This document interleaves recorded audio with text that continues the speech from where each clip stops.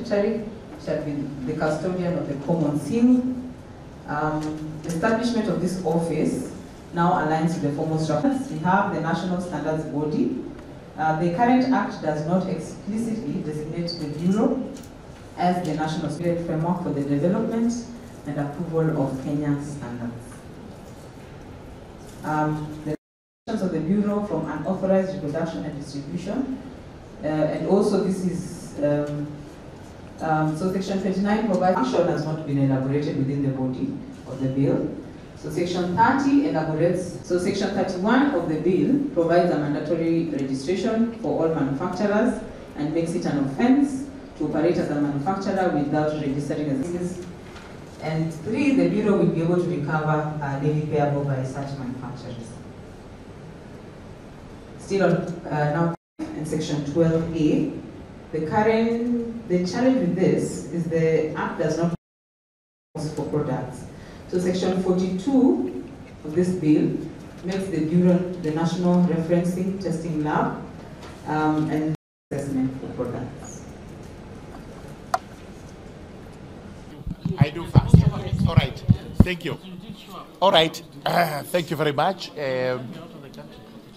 Thank you very much. We are here as the Justice and Legal Affairs Committee of the National Assembly in an interactive session with the Kenya Bureau of Standards regarding a bill that is to be introduced in the National Assembly. Actually, the bill seeks to repeal the old Standards Act and enact a new Standards Act.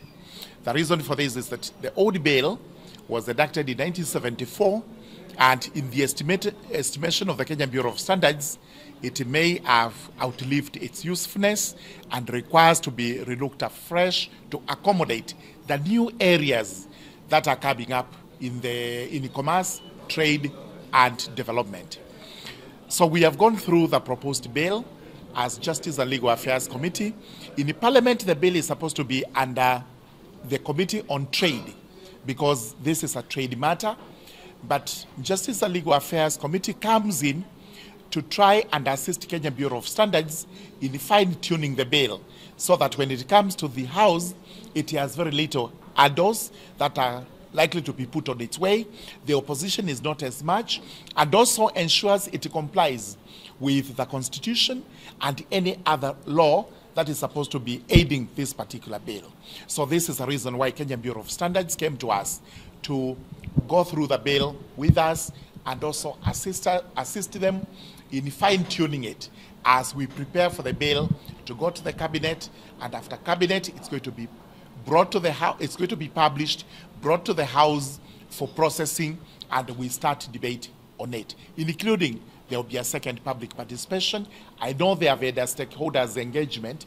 We will also do another stakeholders engagement and public participation to ensure that the bill is in compliance with all the constitutional requirements regarding the formulation, enactment of a law.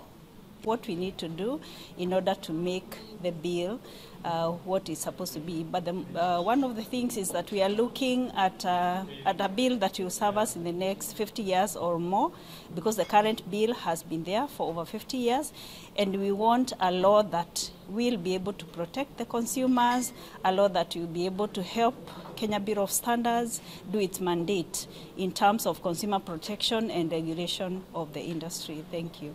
We are here today before the Committee of Justice and Legal Affairs Committee so that they can be able to add value on the bill that has been proposed. You know, on matters of consumer protection, KEBS is there to ensure it happens. But in the old existing bill, we've been having challenges. At times, some of our inspectors, when it comes to maybe closing some of the factories or maybe through surveillance, you find some products are in this country and they are substandard in terms of quality. KEBS cannot be able to carry out its mandate.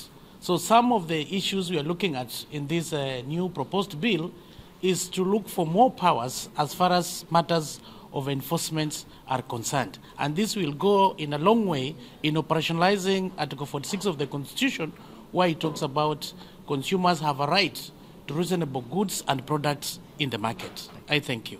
Bill spells out minimum qualifications for appointment as an NSC member. This was missing. And Section 10 provides that the term of office for NSC members shall be 3 years renewable once. And this proposed change now aligns with the current provisions of Mwongozo. Then the Director General, Section 5 of the Act provides for the appointment of a director. And this appointment will be done by the